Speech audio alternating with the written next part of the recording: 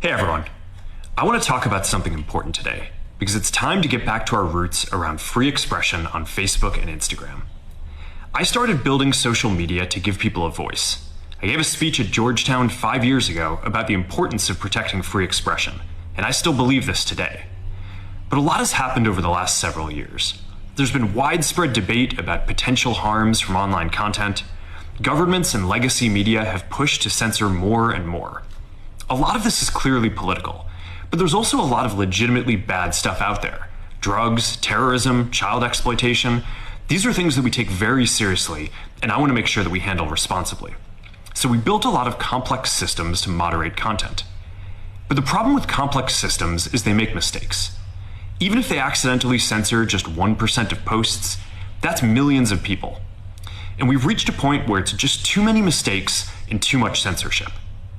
The recent elections also feel like a cultural tipping point towards once again prioritizing speech.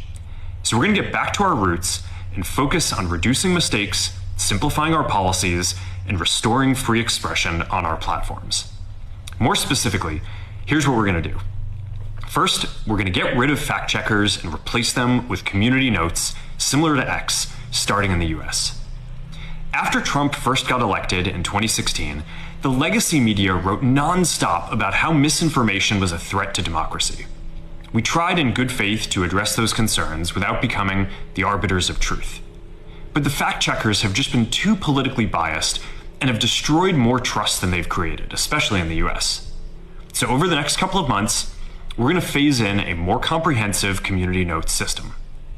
Second, we're going to simplify our content policies and get rid of a bunch of restrictions on topics like immigration and gender that are just out of touch with mainstream discourse.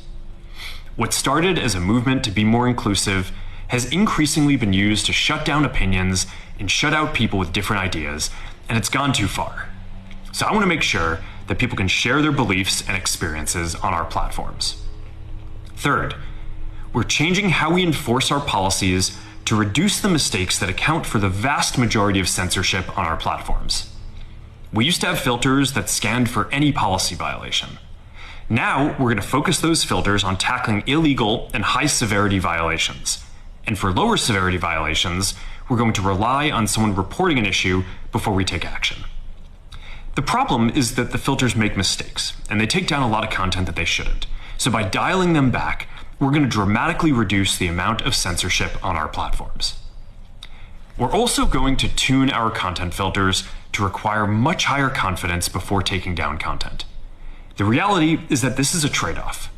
It means we're going to catch less bad stuff, but we'll also reduce the number of innocent people's posts and accounts that we accidentally take down. Fourth, we're bringing back civic content. For a while, the community asked to see less politics because it was making people stressed. So we stopped recommending these posts. But it feels like we're in a new era now, and we're starting to get feedback that people want to see this content again. So we're going to start phasing this back into Facebook, Instagram, and Threads while working to keep the communities friendly and positive. Fifth, we're going to move our trust and safety and content moderation teams out of California, and our US-based content review is going to be based in Texas.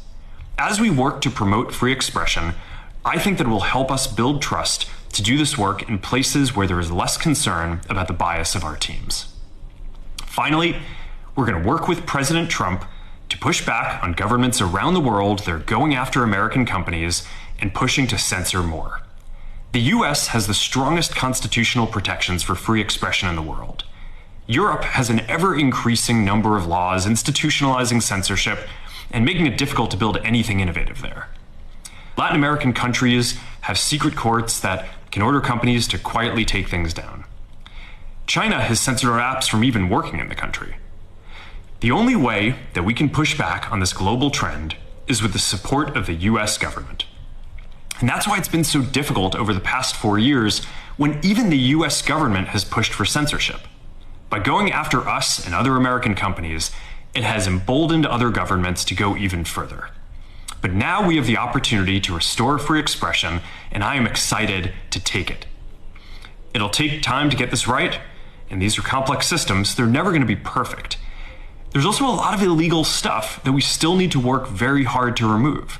But the bottom line is that after years of having our content moderation work focus primarily on removing content, it is time to focus on reducing mistakes, simplifying our systems, and getting back to our roots about giving people voice.